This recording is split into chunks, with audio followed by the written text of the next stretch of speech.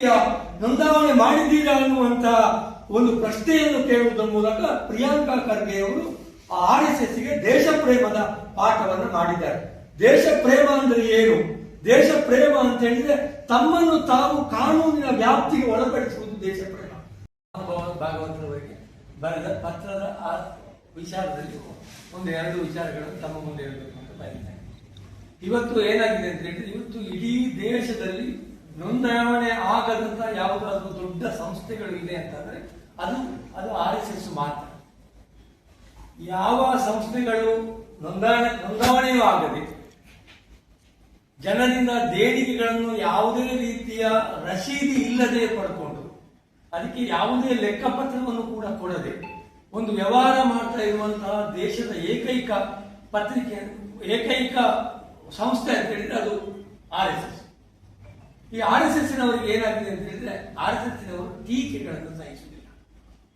ಅವರಿಗೆ ಆ ಇತಿಹಾಸವಿಲ್ಲ. ಅವರನ್ನು ಯಾರಾದ್ರೂ ಟೀಕೆ ಮಾಡಿದ್ರೆ, ಅವರನ್ನು ಯಾರಾದ್ರೂ ಪ್ರಶ್ನೆ ಮಾಡಿದ್ರೆ, ಅವರ ನಡವಳಿಕೆಗಳು ಸರಿ ಇಲ್ಲ ಅಂತ ಯಾರಾದ್ರೂ ಹೇಳಿದ್ರೆ ಅವರು ನೀವು ನಮ್ಮನ್ನ ಕೇಳಲಿಕ್ಕೆ ನೀನು ಯಾರು ಅನ್ನೋ ಪ್ರಶ್ನೆಯನ್ನು ತಿರುಗಿ ಹಾಕ್ತಾರೆ. ಅಥವಾ ಅವರ ದಾಟಿ ಹೇಗಿರ್ತದೆ ಅಂತ ಹೇಳಿದ್ರೆ, ನಮ್ಮನ್ನ ಟೀಕೆ ಮಾಡುವವರೆಲ್ಲರೂ ದೇಶದ್ರೋಹಿಗಳು, ನಮ್ಮನ್ನ ಟೀಕೆ ಮಾಡುವವರೆಲ್ಲರೂ ಧರ್ಮದ್ರೋಹಿಗಳು ಅನ್ನುವಂತ ಒಂದು ಹಣೆಪಟ್ಟಿಯನ್ನು ಪ್ರಶ್ನೆ ಮಾಡಿದ ವ್ಯಕ್ತಿಗೆ ಹಚ್ಚಿ ಅವರನ್ನ ಬಾಯಿ ಮುಚ್ಚಿಸುವಂತ ಪ್ರಯತ್ನವನ್ನು ಮಾಡ್ತಾರೆ. ಯಾಕೆ ಹೇಳಿದ್ರೆ, ಒಂದು ಪ್ರಜಾಪ್ರಭುತ್ವ ಅಂತ ಹೇಳಿದ ಮೇಲೆ ಅಲ್ಲಿ ಟೀಕೆಗಳು, ಅಲ್ಲಿ ಪ್ರಶ್ನೆಗಳು, ಅಲ್ಲಿ ಜಿಜ್ಞಾಸೆಗಳು ಸಹಜವಾಗಿ ಬರ್ತವೆ. ಅವರ ಒಳಗೆ ಪ್ರಜಾಪ್ರಭುತ್ವ ಇಲ್ಲ, ಹಾಗೆ ಅವರ ಹೊರಗೆ ಕೂಡ ಪ್ರಜಾಪ್ರಭುತ್ವವನ್ನು ಉಳಿಲಿಕ್ಕೆ ಬಿಡುವುದಿಲ್ಲ ಅನ್ನೋದು ಅವರ ಅವರ ನೇಚರ್ ಹಾಗಿರುವಂಥದ್ದು. ಈಗ ಮೊನ್ನೆ ಪ್ರಿಯಾಂಕಾ ಖರ್ಗೆ ಅವರು ಒಂದು ಪತ್ರವನ್ನು ಬರೀತಾರೆ, RSS ನೋಂದಾವಣೆ ಆಗಿದೆಯೇ, ಆಗದಿದ್ದರೆ ಯಾಕೆ ಆಗಿಲ್ಲ ಅನ್ನುವ ಬಗ್ಗೆ ಸವಿವರವಾದಂತಹ ಒಂದು ಪತ್ರವನ್ನು ಅವರು ಸರಸಂಘ ಚಾಲಕರಿಗೆ ಅತ್ಯಂತ ಗೌರವಯುತವಾಗಿ ಆ ಪತ್ರವನ್ನು ಬರೀತಾರೆ. ಆ ಪತ್ರದಲ್ಲಿ ಅವರು ಬರೆದ ನಂತರ ಅವರಿಗೆ ಬಂದ ಪ್ರತಿಕ್ರಿಯೆಗಳು ಹೇಗಿದೆ ಅನ್ನೋದನ್ನು ಒಂದು ಸಲ ಎಲ್ಲರೂ ಅವರ ಬಾಯಿ ಮುಚ್ಚಿಸುವ ಪ್ರಯತ್ನವನ್ನು ಮಾಡಿದ್ದಾರೆ. ಈ ಏನು ಚಿತ್ತಾಪುರದಲ್ಲಿ ಒಂದು 6 ತಿಂಗಳ ಹಿಂದೆ ಒಂದು ಪಥಸಂಚಲನಕ್ಕೆ ವಿಷಯದಲ್ಲಿ ಒಂದು ಕಾಂಟ್ರವರ್ಸಿ ಆಗಿತ್ತು, RSSನ ನೋಂದಣಿಯ ವಿಷಯದಲ್ಲಿ. ಆಗ ಮೋಹನ್ ಭಾಗವತರು ತ್ರಿವೇಂದ್ರಂನಲ್ಲಿ ಕೂತ್ಕೊಂಡು ಒಂದು ಮಾತು ಹೇಳ್ತಾರೆ. ಏನು ಹೇಳಿದ್ರೆ, RSSಗೆ ನೋಂದಾವಣೆ ಅದು ಸ್ವಾತಂತ್ರ್ಯ ಪೂರ್ವದಲ್ಲಿ ಆಗಿತ್ತು, ಆಮೇಲೆ ಅದು ನೋಂದಾವಣೆ ಆಗಬೇಕು ಅಂತ ನಮಗೆ ಯಾರು ಹೇಳಲೇ ಇಲ್ಲ ಅನ್ನೋ ಮಾತನ್ನು ಹೇಳ್ತಾರೆ. ಹಿಂದೂ ಧರ್ಮ ನೋಂದಾವಣೆ ಆಗಿದೆ ಅನ್ನೋ ಪ್ರಶ್ನೆ ಅವ್ರು ಹೇಳ್ತಾರೆ. ಯಾವ ಧರ್ಮಗಳು ಈ ಭೂಮಿಯ ಮೇಲೆ ನೋಂದಾವಣೆ ಆಗಲಿಲ್ಲ. ನೋಂದಾವಣೆ ಹಾಗಾಗಿ ಹಿಂದೂ ಧರ್ಮ ನೋಂದಾವಣೆ ಆಗಿದೆಯೇ ಅನ್ನುವವರ ಪ್ರಶ್ನೆ ಅತ್ಯಂತ ಬಾಲಿಶದ್ದು ಮತ್ತು ಇವರ ಬಾಯಿಯನ್ನು ಮುಚ್ಚಿಸುವ ಪ್ರಯತ್ನ ಅಂತ ನನಗೆ ಆಗ್ತದೆ. ಅದರ ಜೊತೆಗೆ ನನಗೆ ಯಾರು ನೋಂದಾವಣೆ ಆಗಲಿಕ್ಕೆ ಹೇಳಲಿಲ್ಲ ಅಂದ್ರೆ, ಒಬ್ಬ ಜವಾಬ್ದಾರಿ ವ್ಯಕ್ತಿಗೆ ನೋಂದಾವಣೆ ಮಾಡಬೇಕು ಅನ್ನೋದಕ್ಕೆ ಯಾರು ಹೇಳಬೇಕಾಗಿಲ್ಲ. ಅದು ಕೂಡ ಅವರ ಬಾಲಿಶ ಉತ್ತರ ಅಂತಲೇ ಅದನ್ನ ತಳ್ಳಿ ಹಾಕಬೇಕಾಗ್ತದೆ. ಆಮೇಲೆ ಈಗ ಮೊನ್ನೆ ಪುನಃ ಈ ನೋಂದಾವಣೆ ವಿಚಾರ ಚರ್ಚೆಗೆ ಬಂದ ನಂತರ ಇವರನ್ನು ಬಾಯಿ ಮುಚ್ಚಿಸುವ ಪ್ರಯತ್ನವನ್ನು ಸುಮಾರು ಜನ ಮಾಡಿದರು. ಒಬ್ರು ರಮೇಶ್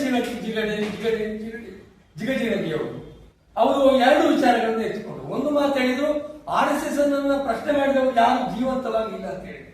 ಅಂದ್ರೆ ಅದರ ಅರ್ಥ ಏನು ಅಂತ ಹೇಳಿದ್ರೆ, ನಿಮ್ಮನ್ನು ಕೂಡ ನಾವು ಮುಗಿಸ್ತೇವೆ ಅನ್ನುವಂತ ಒಂದು ಪರೋಕ್ಷ ಬೆದರಿಕೆಯನ್ನ ಜಿಗಜಿಗಣಿಯವರು ಅವರಿಗೆ ಹಾಕ್ತಾರೆ. ಆಮೇಲೆ ದಲಿತರಿಗೆ ಯಾಕೆ RSS ಅನ್ನು ಪ್ರಶ್ನಿಸುವ ಉಸಾಬರಿ ಅನ್ನುವಂತ ಪ್ರಶ್ನೆಯನ್ನು ಕೇಳ್ತಾರೆ. ದಲಿತರಿಗೆ ಯಾಕೆ ಯಾರನ್ನು ಪ್ರಶ್ನಿಸುವ ಹಕ್ಕು ಇಲ್ಲ ಅನ್ನುವುದು ಅವರ ಭಾವನೆ, ದಲಿತರು ಈ ದೇಶದ ಪ್ರಜೆಗಳು ಅಲ್ಲ ಅನ್ನುವುದು ಅವರ ಭಾವನೆ, ಅಥವಾ ದಲಿತರು ಇನ್ನೂ ಕೂಡ ಅವರು ದಾಸ್ಯದಲ್ಲೇ ಬದುಕಬೇಕು ಅನ್ನುವುದು ಅವರ ಭಾವನೆ ನನಗೆ ಅರ್ಥ ಆಗುವುದಿಲ್ಲ. ಹಾಗಾಗಿ ಅದು ಕೂಡ ಒಂದು ಬಾಯಿ ಮುಚ್ಚಿಸುವ ಪ್ರಯತ್ನ ಆಯಿತು. ಇನ್ನು CT ಅವರು ಹೇಳ್ತಾರೆ, ಜಹಾದಿಗಳನ್ನು ಬೆಂಬಲಿಸುವವರು ಅವರಿಗೆ ನಾವು ಉತ್ತರ ಕೊಡುವುದಿಲ್ಲ ಅಂತ. ನೋಡಿ, ಇವರು ಯಾರಿಗೆ ಬೆಂಬಲಿಸ್ತಾರೆ ಅನ್ನುವುದು ಪ್ರಶ್ನೆ ಆಗುವುದಿಲ್ಲ.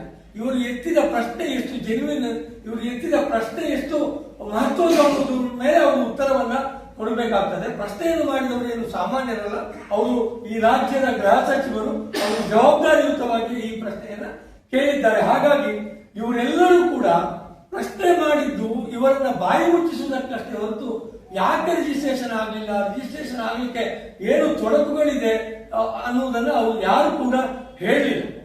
ಇನ್ನು RSS ಹೇಗೆ ಕಾರ್ಯಾಚರಣೆ ಮಾಡ್ತದೆ ಅಂತ ಹೇಳಿದ್ರೆ, ಅದು ಒಂದು ಅಡ್ರೆಸ್ ಇಲ್ಲದ ಸಂಸ್ಥೆಯಾಗಿ ಹಾಗೆ ಕಾರ್ಯಾಚರಣೆ ಮಾಡ್ತಾ ಇದೆ.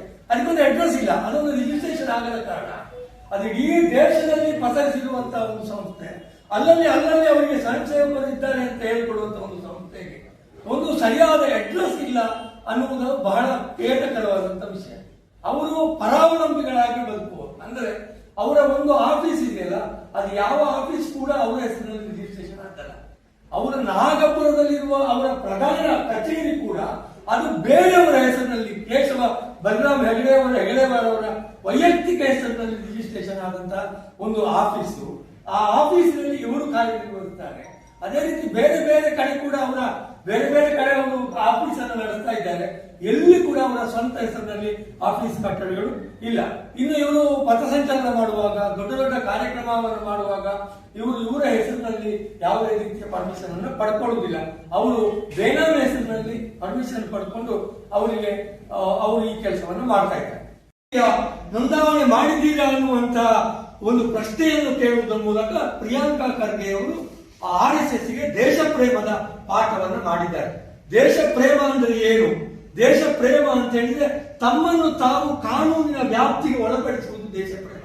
ನಾನು ಕಾನೂನಿನ ವ್ಯಾಪ್ತಿಯಿಂದ ಹೊರಗೆ ಇರ್ತೇನೆ, ನನಗೆ ಇದ್ಯಾವುದು ಸಂಬಂಧ ಇಲ್ಲ, ನಾನು ನಿಮಗೆ ಉತ್ತರದಾಯಿ ಅಲ್ಲ ಅನ್ನುವುದು ಅದು ದೇಶ ಪ್ರೇಮ ಆಗಲಿಕ್ಕೆ ಸಾಧ್ಯವೇ ಇಲ್ಲ.